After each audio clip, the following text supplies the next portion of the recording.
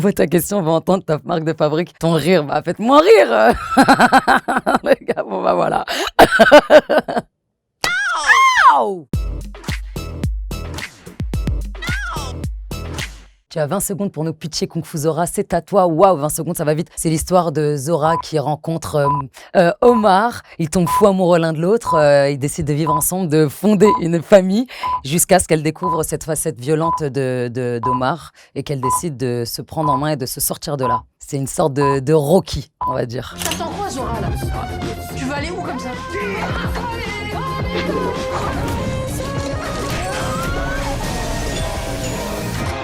Oui. Ça va? Ouais, j'ai réussi.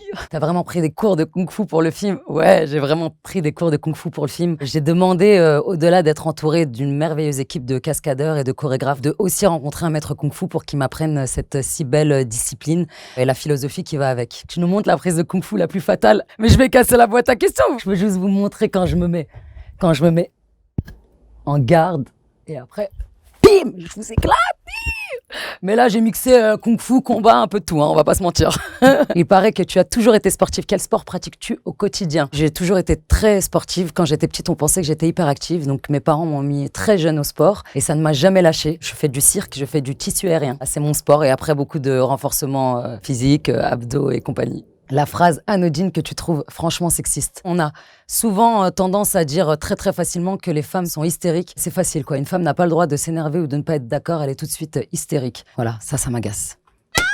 Si tu pouvais changer de sexe, quelle serait la première chose que tu ferais? J'imagine qu'on vous a répondu 1000 fois pisser debout et c'est le premier truc qui me vient en tête. Et sinon, je pense que en fait, je serais plutôt du côté de Dustin Hoffman pour jouer Tootsie. Ouais, j'irais jouer des hommes qui se déguisent en femmes parce que ça me manquerait trop la mode féminine. Selon toi, quelle est la chanson qui représente le mieux les femmes? On t'écoute. C'est un gros challenge que vous me demandez. Moi, je suis pas très bonne chanteuse, mais la chanson qui représente le mieux les femmes, je pense que ça va être Run the World. Who run the world, girls? Who run the world, girls? On te prend toujours pour un homme au téléphone, toujours. Et donc, à chaque fois que j'appelle qui que ce soit et qu'on me dit « Oui, monsieur, genre, t'as vu, t'as entendu ?» Il m'a dit « Monsieur. » Non, on ne me dit pas madame. Et même quand je dis non, c'est madame. Une fois, deux fois, trois fois, au bout d'un moment, ça m'agace. Non, c'est madame, ce n'est pas monsieur. Toujours toute ma vie, ça me suivra, c'est bon, je m'y suis fait. Ce serait quoi le rôle de tes rêves? Tu sais, pendant longtemps, j'ai répondu Juliette, Roméo et Juliette. Et un jour, un journaliste m'a rayonné en me disant « Mais toi ?»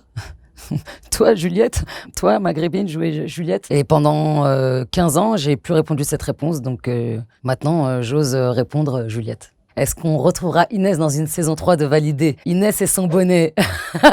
Ah, suspense. Pour l'instant, je peux pas dire grand-chose, mais c'est pas encore dans les tuyaux, on va dire. En vrai, Sabrina, c'est une killeuse. Comment, t'en doutes? Tu doutes du fait que je sois une killeuse? Comment tu peux me poser cette question? Je vous fais un bisou de loin quand même, parce que ça me manque.